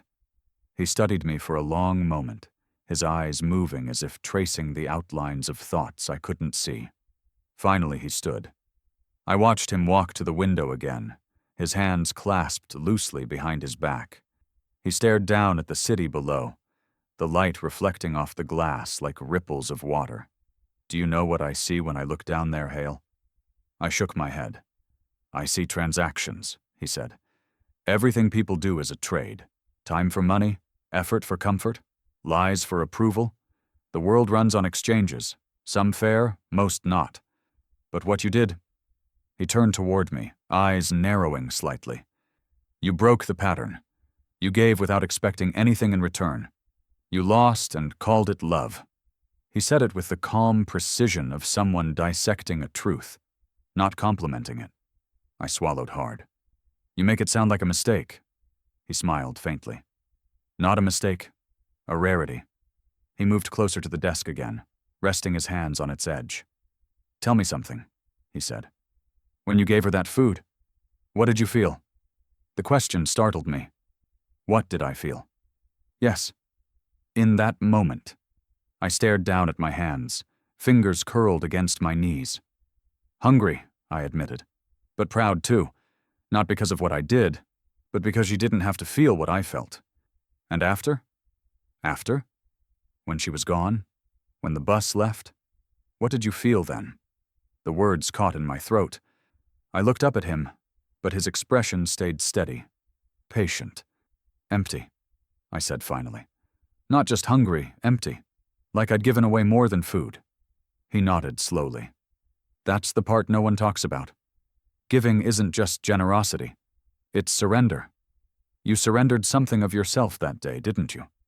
I hesitated, then nodded. I guess I did. He sat back down, the chair, whispering softly against the floor. And yet, you'd do it again. I didn't even hesitate. Every time. He smiled again, this time with something that almost looked like warmth. That's what I thought. He reached for the folder on his desk, opened it again, and began flipping through the pages. I could see now that it wasn't just blank paper. It was filled with documents, photographs, and handwritten notes. I caught glimpses of words that made my stomach twist. Employment history, address verification, financial records. How do you have all of that? I asked, my voice rising despite myself. He didn't answer immediately. He turned another page, then looked up. When I said I pay attention, I meant it. I leaned forward slightly. You've been investigating me? I've been observing you, he corrected. There's a difference. One is intrusive. The other is necessary. For what? He closed the folder. To make sure I'm right about you. I didn't know what to say. The idea that this stranger had looked into my life so completely made my skin crawl. But beneath the unease was something else. Something like dread. Because a small, traitorous part of me wanted to believe that all this attention meant something. He broke the silence again. Do you know how I built this company? I shook my head. Not with money, he said. With people. I find the ones who still remember what loyalty feels like, who still understand hunger, not the kind that empties the stomach, but the kind that sharpens the soul. That's who you are, Hale. A man still hungry for purpose. I stared at him, unsure whether his words were a compliment or a trap. And what if I don't want your purpose? He tilted his head slightly. Then you'll go back to surviving. You'll keep giving until there's nothing left to give. You'll keep telling your daughter it's okay when it isn't. He let that sink in before continuing. But if you say yes, if you trust me, you won't have to live like that anymore. What exactly are you offering? I asked again, my voice barely above a whisper. He didn't answer right away. He simply reached into his drawer and pulled out a small black envelope, sliding it across the desk toward me. It was heavier than paper should be. I hesitated, staring at it. What is this? Your next choice, he said. I didn't move to pick it up. I just stared at it, my pulse loud in my ears. You keep talking about choices, but it feels like you already know what I'm going to do. His smile was faint but knowing. I know the kind of man you are. The air between us tightened again, and for a moment neither of us spoke. I could feel his eyes on me, watching every small movement, every flicker of thought. Finally, I reached for the envelope. Inside was a single card, black with silver lettering, identical to the one he'd given me at the cafe, except this time it held only 4 words. Be ready tomorrow, 10 a.m. I looked up. Ready for what? He didn't answer. Instead, he leaned back, his gaze drifting toward the city beyond the glass. Do you know what I see out there, Hale? He asked. Billions of choices made every second. Most of them forgettable. But every once in a while, someone makes a choice that changes everything. He turned back to me. You made one already. Giving away that lunch, that was your first. Tomorrow you'll make your second. I felt a chill run through me. And what happens if I don't show up? He smiled, but there was no warmth in it this time. Then I'll know I was wrong about you. The words landed like a dare. I wanted to ask more, to demand answers. But he rose before I could speak, walking toward the far wall where a sleek control panel blinked faintly under the light. He pressed one of the buttons, and a low chime echoed through the room. Security will escort you down, he said quietly. That's it? I asked. He nodded. For now. I stood slowly, my legs unsteady. I reached for the folder on the desk, but he placed his hand gently over it before I could touch it. Not yet, he said softly. That part of your story isn't ready to be read. Our eyes met for a moment longer. His expression was calm again, but there was something new beneath it, something sharp, almost predatory. You asked me who I really am, I said finally. You seem to think you already know. He smiled faintly. I know enough.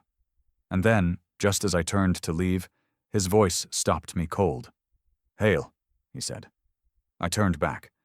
He was still standing behind the desk, one hand resting lightly on the button he'd pressed earlier. His eyes locked onto mine, steady and deliberate. Then let's see, he said softly, pressing the button again. How far honesty can take you? The office door slid open behind me. 2 men in tailored suits waited silently in the hallway. They didn't look like security guards. They looked like witnesses. One of them nodded politely. This way, Mr. Hale. As I stepped into the hall, I glanced back one last time and saw Callahan watching me with the faintest trace of a smile, as if he already knew the next chapter of my life had just begun. It's hard to believe in miracles when life has only taught survival. You stop waiting for good things to happen and start measuring the distance between one struggle and the next.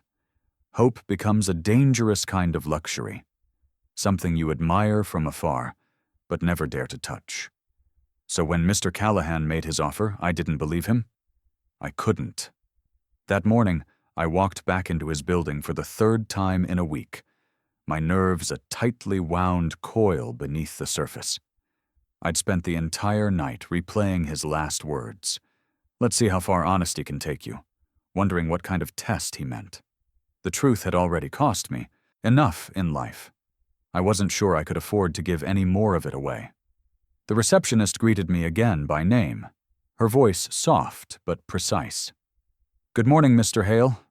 Mr. Callahan is expecting you? Of course he was.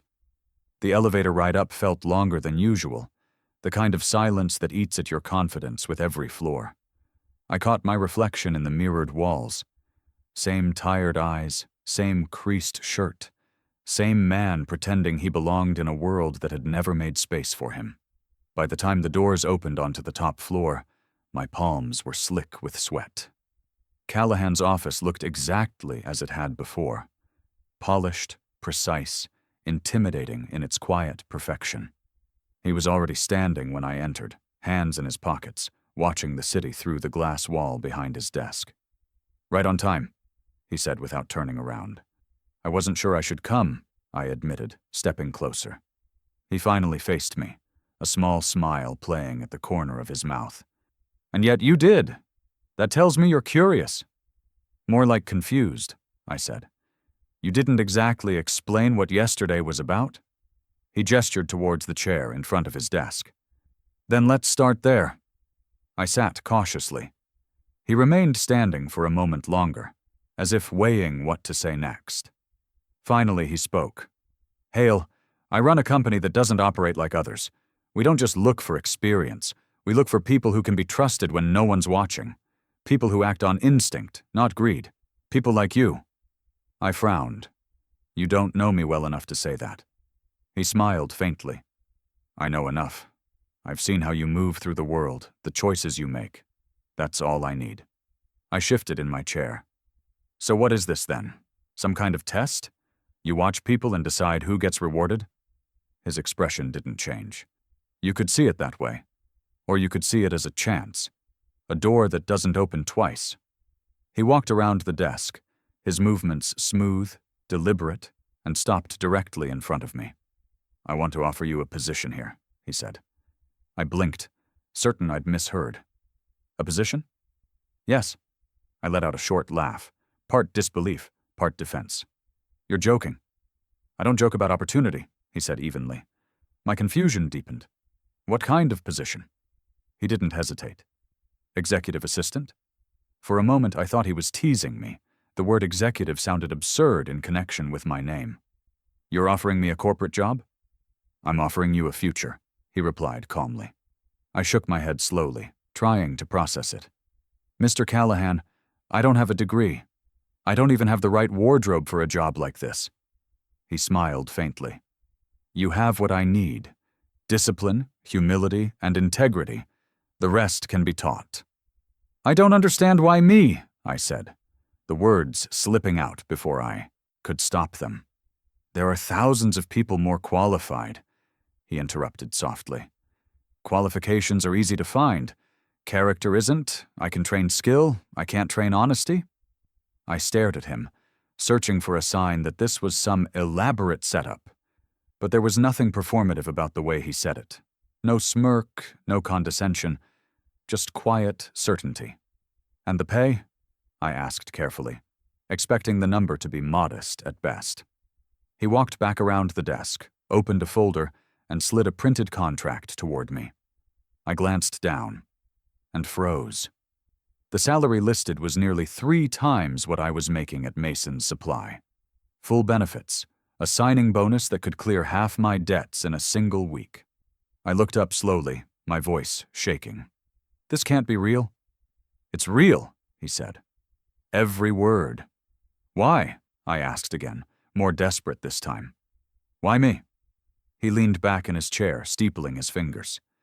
Because you're the kind of man who gives away his lunch without expecting it back. Because you've spent your life taking care of others while no one took care of you. And because I believe in rewarding that kind of heart before the world teaches it to harden. His words landed somewhere between comfort and discomfort, and I didn't know which to trust. You talk like you know me, I said quietly, like you've already decided who I am. I have, he said. The question is whether you believe me. The room fell into silence again, the kind that hummed with invisible electricity. I looked at the contract, the neatly typed lines blurring as 1,000 thoughts crashed through my head. I could fix things, pay the rent early, replace my daughter's shoes, stop rationing dinners like an accountant of hunger. For once, maybe, I could breathe. But still, something about it didn't fit.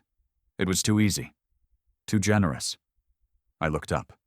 What's the catch? There isn't one, he said simply. You'll work directly under me. You'll learn, assist, observe. You'll see how this company really works. In return, you'll be paid what you're worth. And if I'm not what you think I am? He smiled faintly. Then we'll both learn something, won't we? His tone was calm, almost soothing, but the words sent a small tremor through me. I hesitated for another moment, then reached for the pen lying beside the contract. When I signed my name, the ink bled slightly into the paper.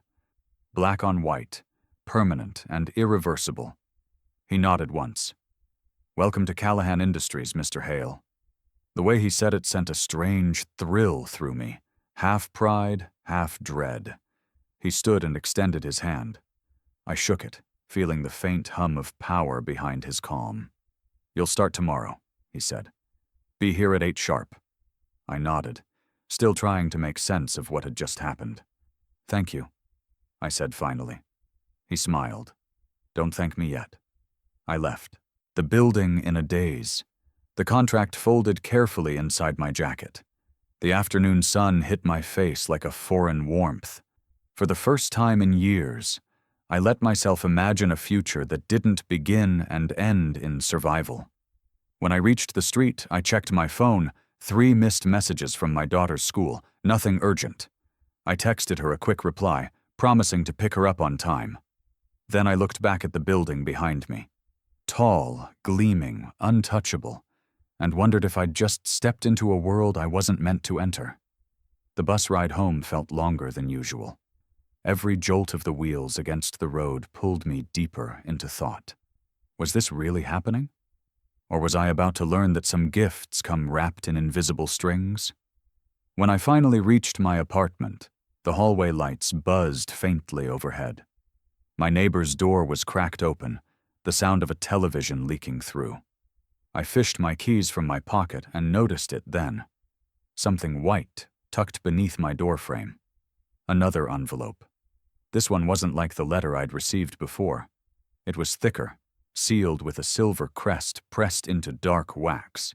The same emblem embossed on Callahan's office door. The company's seal. My stomach dropped. I picked it up carefully, the paper cool against my skin. For a long moment, I just stood there, staring at the seal glinting under the hallway light. It could have been more paperwork. It could have been nothing. But something about the weight of it felt wrong, like the envelope was holding its breath, waiting. Inside, the apartment was quiet, bathed in the soft orange glow of sunset. I set the envelope down on the kitchen counter, next to the empty plates from breakfast. My daughter's drawing, a stick figure of us holding hands under a bright yellow sun, smiled up at me from the fridge. My hands trembled as I reached for the envelope. I broke the seal slowly, the wax cracking like brittle glass. Inside was a single sheet of paper. No greeting, no signature, just a short line written in the same sharp, careful handwriting I'd seen before. Tomorrow begins the real test. I stared at the words, my pulse quickening. Beneath them was a second, smaller note. Typed this time, not handwritten. Do not discuss your employment with anyone, not even your daughter. The room suddenly felt smaller. The hum of the refrigerator seemed louder, sharper, almost alive. I folded the note back into the envelope, my mind spinning. This wasn't just a job. It was something else, something I hadn't agreed to, something I didn't understand. And yet, as I looked at the letter, I couldn't stop thinking of what Callahan had said the first time I met him. What if that one act could change everything? Maybe this was what he meant. Maybe change had finally come, just not in the way I expected. When I turned off the kitchen light, the faint reflection in the window caught my eye. Across the street, parked under the dim glow of a street lamp, sat a familiar black car. The engine was off, but the headlights blinked once, like it was signaling me again. Some blessings arrive so quietly, you don't realize they're miracles. They don't crash through your life with thunder or fanfare.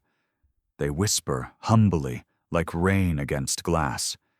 You only notice them when the noise of the world fades long enough for you to listen.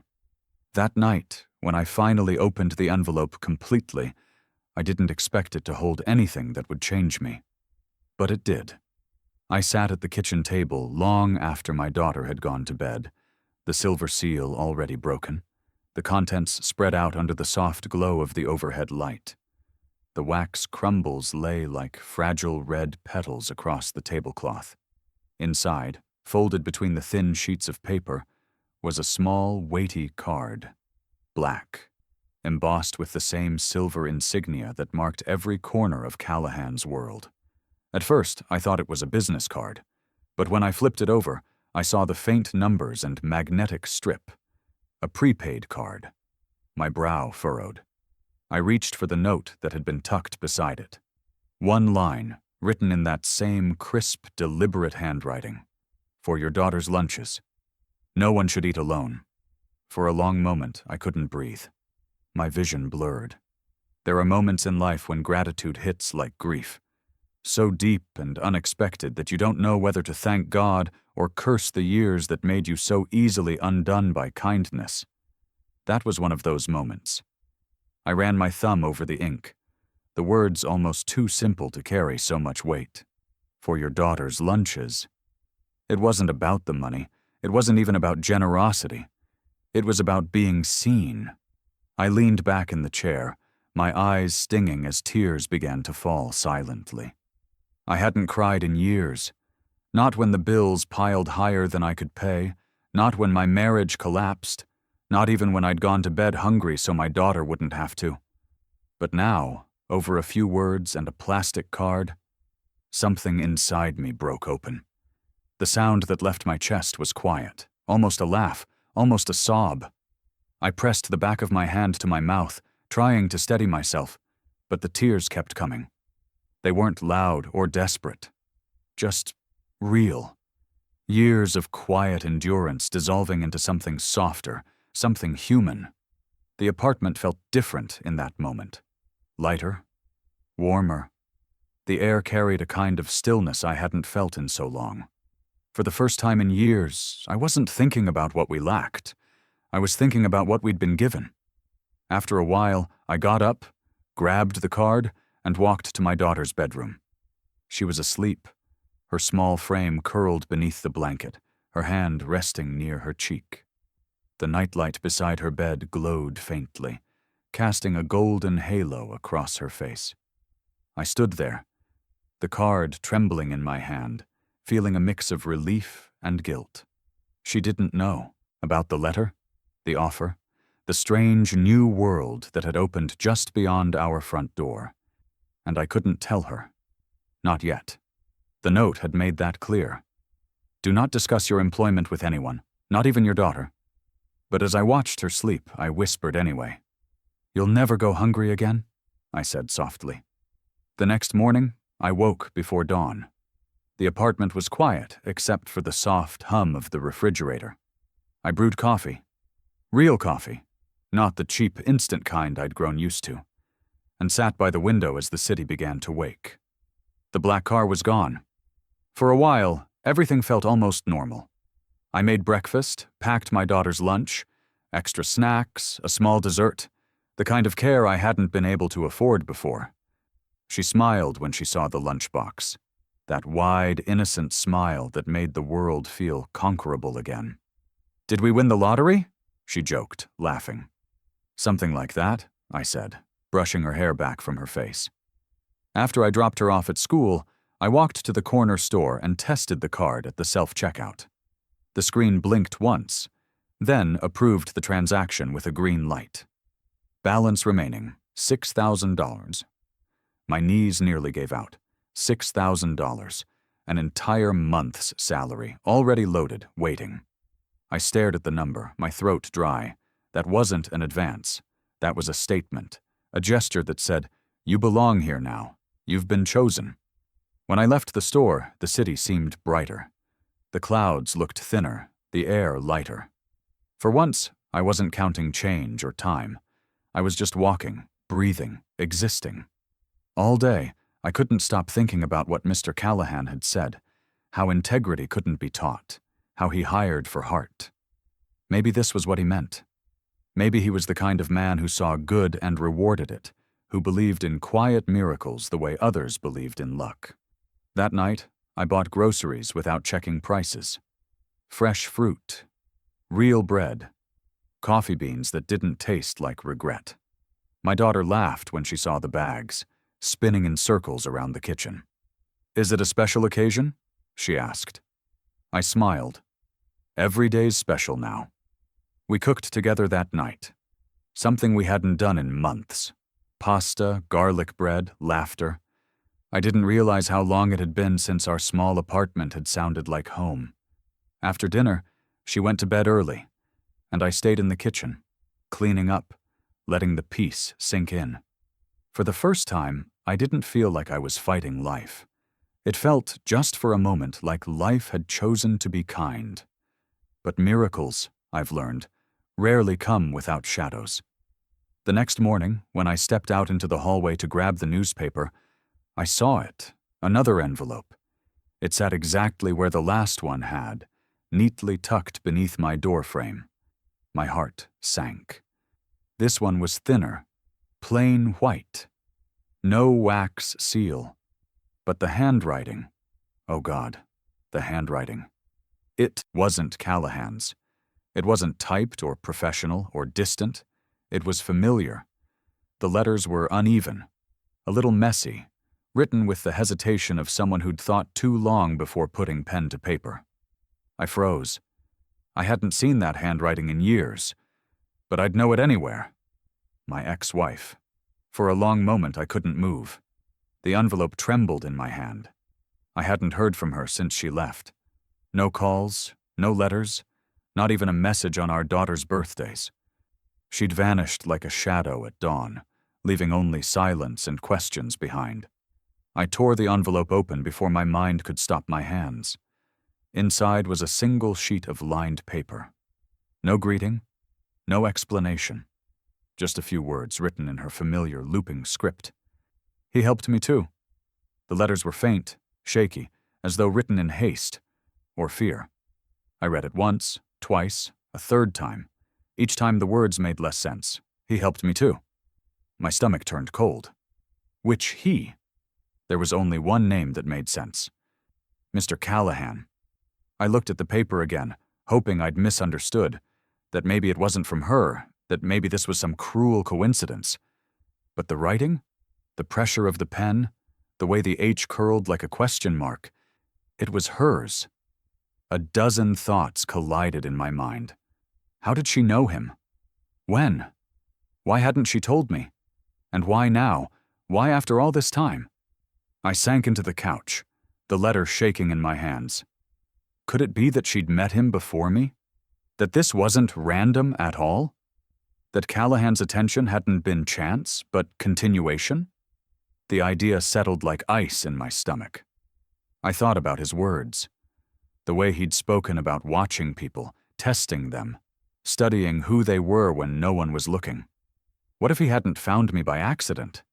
What if this entire thing, from the first envelope to the job offer, had been part of something bigger? Something that had started long before I even knew his name? I stood slowly, pacing the room, trying to calm the growing panic. Outside, the night pressed against the windows, heavy and silent. I looked at the two envelopes lying on the counter. The one from Callahan with its clean seal, the other from her, plain and trembling. Two worlds colliding in a way that made no sense. The refrigerator hummed softly. The same note over and over, steady as a heartbeat. He helped me too. The words wouldn't stop echoing in my mind. I wanted to believe it meant something good. That maybe she'd been lost and he'd saved her. The same way he was saving me. But deep down, something darker whispered. Because if he had helped her, where was she now? I turned the letter over, hoping for an address, a date, anything. But instead, written faintly in the corner, was a single, chilling word I almost missed. A name. Callahan. I dropped the page as if it burned. My pulse raced as I stared at it, the truth sinking in like ice through bone. Whatever had started between him and my ex-wife wasn't over, and now I was standing exactly where she once had. The dead don't speak, but sometimes they still find a way to be heard. Their voices slip through the cracks of time, carried on ink and memory, whispering truths we weren't ready to face when they were alive. That morning, when I unfolded the second letter, I thought it would answer questions. Instead, it shattered every answer I thought I had. The envelope had no return address, no seal, just my name written across the front in her unmistakable handwriting. My late wife's handwriting. For a long time, I couldn't move. The apartment felt too still, the air too thin. I just stood there, staring at that single word. Hale, written in her familiar looping script, The same way she used to sign grocery lists or notes she'd leave on the fridge before heading to work. She'd been gone for almost 5 years. A car accident on a rainy night had stolen her from us before I could even say goodbye. I remembered the hospital waiting room, the smell of antiseptic, the silence that followed when the doctor entered. That kind of silence never really leaves you. It lingers, like an echo that refuses to fade. My hands trembled as I tore the envelope open, afraid of what I might find, afraid it wouldn't be real. The paper inside was worn, yellowed at the edges, folded so many times that the creases looked permanent. The date at the top stopped my heart. April 17th, 5 years ago. She had written this before she died. My vision blurred. The words swam before me as I tried to steady my breathing. I forced myself to read, even though every line felt like it was cutting me open. My love, if you're reading this, then somehow life has kept you moving. That's what I always loved about you. You never stop, even when it hurts. I don't know what the future looks like, but I need you to remember something. Keep feeding her, even when you can't, even when it feels impossible, because one day someone will feed you in return. I stopped reading, the letters blurring into water. My fingers clenched around the paper, trying to steady it, but my body was trembling. The next line hit harder than any I'd read before. There are people who see kindness the way others see wealth. If you keep giving, one of them will find you, and when they do, let them. Don't turn away. They're not strangers. They're part of the promise. Promise. That word echoed in my chest like a heartbeat. I sank into the chair, the letter trembling in my hands, my breath shallow. It was her voice in every word. The rhythm, the gentle certainty, the quiet faith that used to anchor me when the world felt too heavy. I remembered the nights we'd sat together in the kitchen, long after our daughter had fallen asleep, counting the last of our money, laughing just to keep from breaking. She'd always believed in signs, in the idea that kindness never vanished, that it moved in circles, returning when you least expected it. She used to tell me, if you keep your heart open, life will find a way to feed it. At the time, I'd smiled and called it poetry. But now, reading her words years later, I wasn't sure it was poetry at all. Maybe it was prophecy. I went back to the letter. If she ever asks why you go hungry, tell her it's because love feeds itself. Tell her that the world gives back what it takes, even if it takes its time. And when someone comes to help you, when a stranger notices, know that it's not luck. It's the circle closing. My throat closed. The tears came again, harder this time. Jesus, I whispered. How could you know? The words blurred. I wiped at my face, my vision clearing enough to see the final lines. I don't know who he'll be or when he'll find you, but trust him, Hale. The ones who see without judgment are rare. You'll know him when he looks at you the way I did, like he's already forgiven everything. My hands shook so violently that the paper almost slipped from my fingers. How could she have known? How could she have written this so precisely, as if she'd seen Mr. Callahan coming? I leaned back, staring at the ceiling, trying to steady the storm inside me. The letter had been written years before Callahan entered my life. But everything she said, it was him. The stranger who noticed. The man who rewarded kindness. The one who saw without judgment. I felt a strange combination of awe and dread rise in my chest. Was this fate, or something far more deliberate? The words on the page seemed to shimmer in the dim light. You'll know him when he looks at you the way I did. Callahan's gaze came back to me. Steady, unreadable, unflinching. That calm assurance he carried, that quiet authority, the way he'd said, I see people. It wasn't coincidence. It couldn't be. I folded the letter carefully, pressing the creases back into place with trembling fingers. I held it to my chest and closed my eyes. For a long while, I just sat there, listening, to the faint hum of the refrigerator, the distant sound of traffic, the rhythmic ticking of the wall clock. The world felt quieter, smaller, but heavier with meaning. My mind reeled with questions. How had he known her? Did she know him before I did? Or was this something larger than both of us? Something orchestrated by hands I couldn't see? I thought of all the times Callahan had spoken about seeing people, about testing them. What if he hadn't chosen me at random? What if this was the circle she'd written about? The return she'd promised would come? The tears came again. Softer this time. I wasn't just crying for her absence anymore. I was crying because for the first time since she'd died, I felt her presence, not as memory, but as motion, alive and active in the world around me. I whispered into the silence. Was this what you meant? And then, as if the universe itself had been waiting for that question, the lights flickered. Once. Twice. A faint hum filled the air, low and resonant, like the heartbeat of the building itself. I froze, staring at the bulb above me as it buzzed faintly, glowing dimmer, then brighter again. My pulse quickened. It wasn't the first time the lights had flickered. Old wiring, I'd always assumed. But this felt different. Deliberate. Timed. "Claire?" I whispered, her name catching on the edge of my breath. The refrigerator clicked, the hum shifting tone for half a second, as if responding. I stood slowly, every nerve alive, the letter still clutched in my hand. The air felt charged, alive with something invisible but present.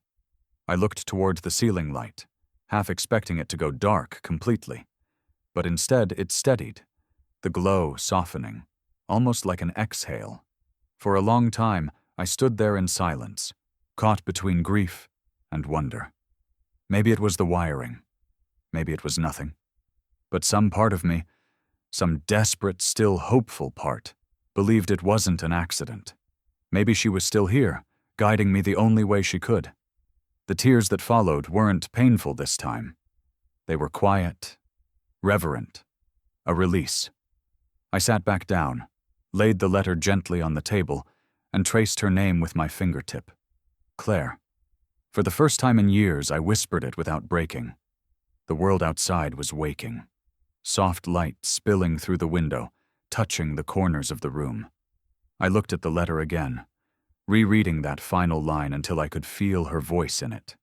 You'll know him when he looks at you the way I did. Like he's already forgiven everything. Forgiveness. That word lingered. I thought about Callahan, his calmness, his power, his strange understanding of me. Was he forgiving me for something I didn't even know I'd done? Or was he here because of her? Because she'd somehow set this into motion long before she left? I looked up again at the ceiling light, half smiling through the ache. Was this what you meant? I whispered. The light above me flickered once more, softly, like a blink, and then steadied. But this time, I wasn't alone in the silence that followed. From outside the window, faint and unmistakable, came the low hum of an idling engine. I turned slowly toward the sound, my pulse quickening. Through the thin curtain, 2 faint headlights glowed against the glass. Waiting. Sometimes the people who save us carry their own scars, buried deep beneath the polish of success, hidden under the calm tone and practiced smile. They learn to speak in control, to walk in confidence, to build walls so high that the world stops asking what broke them in the first place. That afternoon, as I sat across from Mr. Callahan at a quiet restaurant overlooking the city, I began to see the cracks in his perfection. He had invited me personally, his voice steady and warm over the phone. Lunch, tomorrow, noon, no business talk, just conversation. I didn't know what to expect. After everything, the letters, the offer, the strange sense that my life was being rewritten by unseen hands, I wasn't sure I wanted more of his conversation. But I went. Curiosity had long replaced fear. The restaurant was elegant but understated. Dark wood panels, white linen tables, the low hum of quiet wealth. Callahan was already seated when I arrived, his jacket neatly folded over the back of the chair, sleeves rolled to his elbows as though he wanted to seem less like a CEO and more like a man. He stood as I approached. "Hale," he said, smiling faintly. "You made it." I said I would. He gestured to the seat opposite him. "Good. Sit. Eat. Today's not about work." The waiter appeared almost immediately, pouring water, setting down bread, vanishing with silent efficiency. Callahan didn't open the menu. He simply looked at me, his expression softer than usual. "How are you adjusting?" he asked. I hesitated. "Honestly, it still feels unreal." He nodded as though he expected that. "That's good. Reality should never feel too comfortable. Comfort dulls gratitude." I tried to smile, unsure whether that was meant as wisdom or warning. "You speak like a philosopher." He chuckled quietly. "I'm a businessman who learned too late that numbers don't keep you alive." The statement caught me off guard. "What do you mean?" He didn't answer right away. He tore a piece of bread, set it down untouched, then leaned back in his chair. "You asked me once why I noticed you," he said finally. "Why I chose you." I nodded slowly. He took a breath. "Because you reminded me of someone." "Someone you knew?" He nodded. "My father." The words hung between us, heavy but gentle, like a door slowly opening onto something sacred. He looked out the window for a long moment before continuing. "I grew up with very little. My father was a factory worker. Quiet, proud, stubbornly kind. He used to say that dignity was the only wealth a poor man could afford to keep. We didn't have much, but he never let me see him falter. When food was scarce, he'd always find a way to make me believe he'd already eaten." I froze, the parallel hitting me instantly. "One night," Callahan went on, his voice low, distant, "I woke up hungry. I went to the kitchen and found him sitting at the table, staring at an empty plate. He'd given me his share of dinner. When I asked him why, he said, 'Because you're growing, and I've already grown.' I didn't understand then. I do now." The silence stretched. The clink of glassware from nearby tables felt almost intrusive. "He died when I was 12, Callahan continued. "Malnutrition, exhaustion, pick a word. The doctors called it heart failure, but I knew what it really was. He starved himself so I wouldn't." I didn't know what to say. The weight of it sat heavy in my chest. He smiled faintly, but there was no joy in it. "That kind of loss shapes you, Hale. It burns something into you. After he died, I swore I'd never ignore goodness again. Not in myself, not in others. I built everything I have on that vow." I swallowed hard. "And you think I reminded you of him?" He met my eyes. "I don't think." "I know." I looked down, unsure what to do with that kind of confession. It felt too big, too raw. "That's a lot to put on someone you barely know." "Maybe," he said softly. "But maybe that's the point. Goodness isn't meant to be known, it's meant to be felt." He paused, studying me for a long time. "When I saw you give away that meal, I saw him again. The same look in your eyes, tired but peaceful, hungry but proud. You weren't pretending to be noble. You were just being a father." The words hit like a wave. I thought I'd run out of tears after reading my wife's letter, but my throat tightened all the same.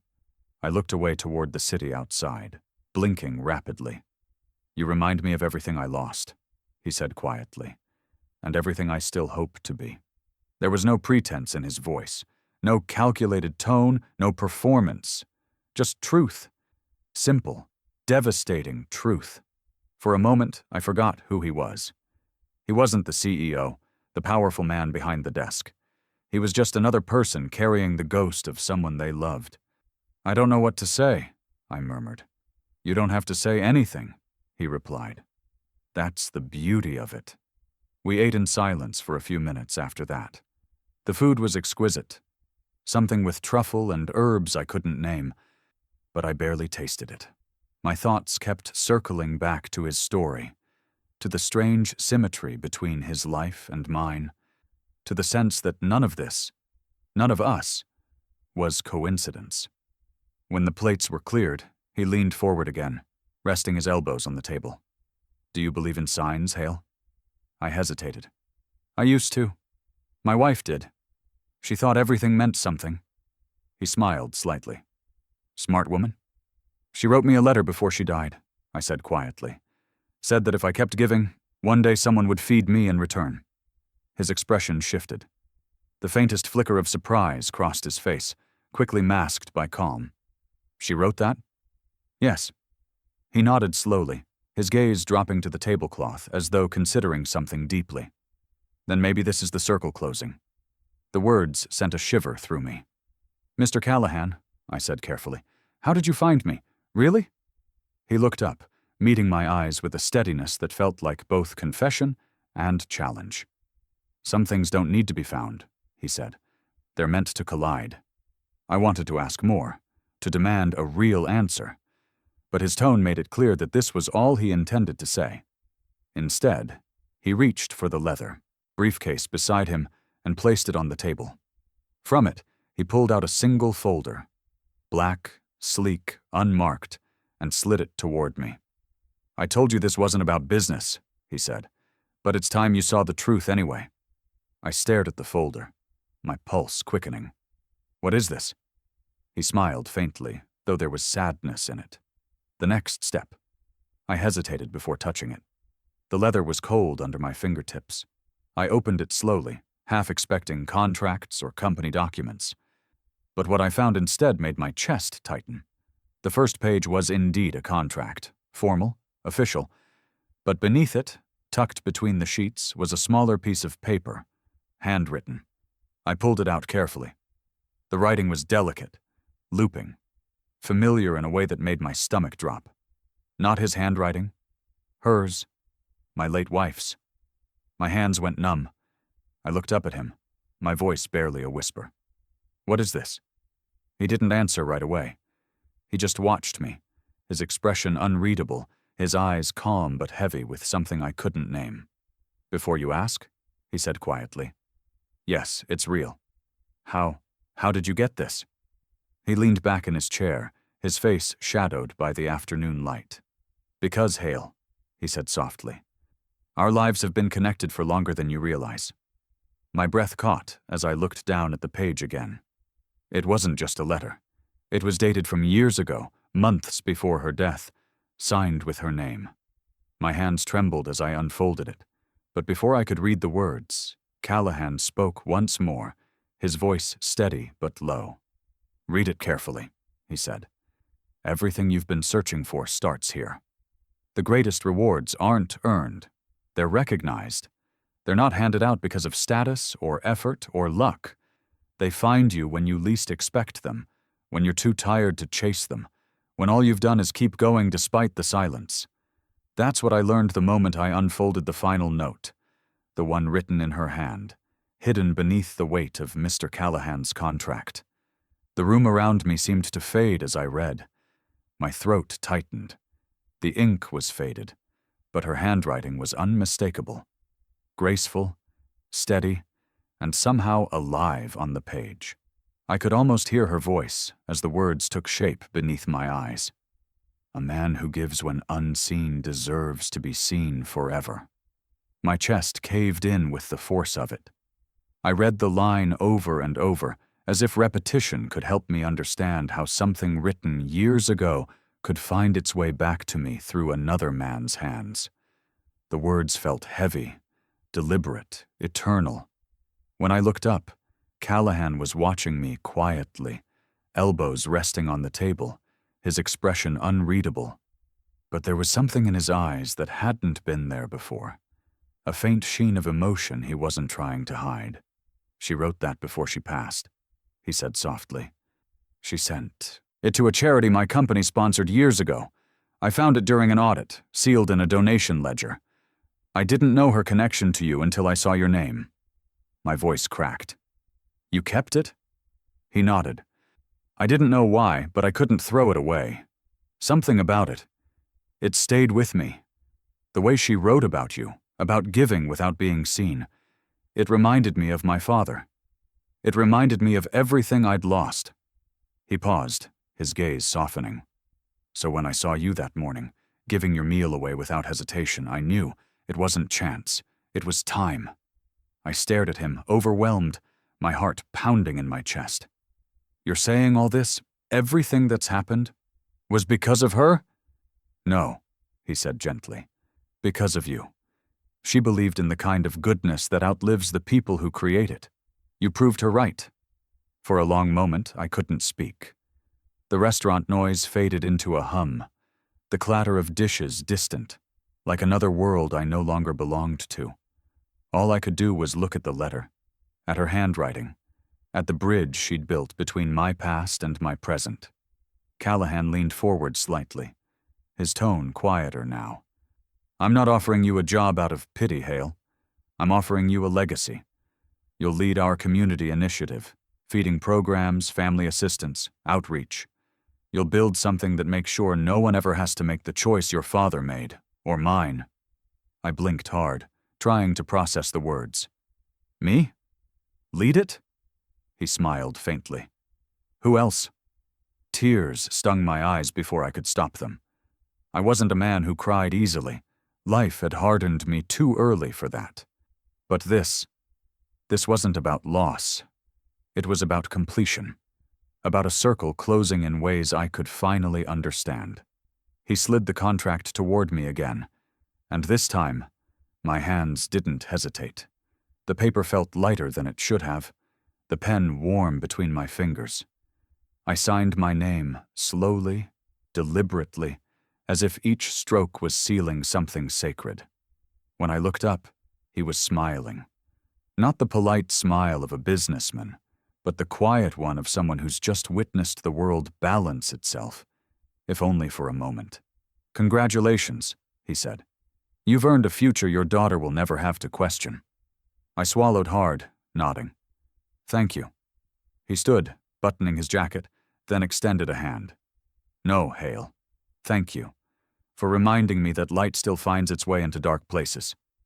We shook hands, and that was it. No ceremony, no applause, just two men connected by loss, gratitude, and a promise that had somehow kept itself alive across years of silence. When I got home that evening, the world felt different. The city lights glowed softer. The air carried a stillness that wasn't loneliness anymore. It was peace. My daughter was waiting at the kitchen table, her small backpack already open, crayons and paper scattered across the surface. She looked up the moment I walked in. Dad, she said, her eyes bright. You're smiling, I laughed, rubbing the back of my neck. Am I? She nodded. You haven't in forever. I knelt beside her, brushing a stray lock of hair from her face. Well, I said, my voice thick, today was a good day. Did something happen at work? I thought about the letter, about Callahan's words, about the promise that had stretched from her mother's hands to mine, now finding its way into this very moment. You could say that, I said softly. She tilted her head, studying me the way only children can. Curious, intuitive, unfiltered. Does that mean we're okay now, Dad? The question hit deeper than I expected. It wasn't about money or jobs or the weight of survival. It was about everything. The fear, the uncertainty, the countless nights I'd whispered to the dark. Please, just let her have enough. I took a breath, letting the emotions settle before answering. Yes, I said finally. We're more than okay. Her smile lit up the room. Then can we have pancakes for dinner? I laughed, tears burning behind my eyes. Absolutely. That night, after she'd fallen asleep, I sat alone in the living room. The city beyond the window glowed in quiet rhythm, and the old envelope lay open on the table beside me. I picked up the letter again, reading the words until they blurred. A man who gives when unseen deserves to be seen forever. It wasn't just a message anymore. It was a mirror. I placed it gently beneath the lamp, smoothing the creases, watching how the light caught the ink. The edges shimmered faintly, the faint gold reflection almost alive. I reached out and touched the corner, whispering her name. For the first time in years, I didn't feel alone. The silence in the apartment wasn't hollow now. It was full of presence, of memory, of everything that had led me here. I leaned back, closing my eyes, letting the peace sink in. The hum of the lamp filled the air, soft and steady, a lullaby of light. And then I saw it. Faint, but undeniable. The letter on the table was glowing. Not bright, not blinding. Just a soft warmth, like the pulse of a heartbeat. The ink shimmered, the words rising faintly from the page as if lit from within. Keep feeding her. The letters burned gold for just a moment, alive and steady under the lamp's glow. I didn't move. I didn't breathe. I just watched as the light held its shape, then slowly faded, leaving behind only the quiet hum of electricity and the soft weight of understanding. She was gone. But the promise, our promise, wasn't. It had found its way home. As the lamp dimmed, the glow of the letter faded. But on the wall behind it, cast by the soft amber light, was a shadow I knew by heart. A woman's outline, head bowed slightly, watching. I blinked, and it was gone. But the warmth remained, steady and alive, like a promise kept, and a love that never truly left. If this story stayed with you, don't just scroll away, stay a little longer with the light. Tell me in the comments what you would have done if a stranger saw your quiet act of kindness. Hit subscribe for more stories that start with small choices and end with something unforgettable. And remember, some promises never fade. They only wait for you to return.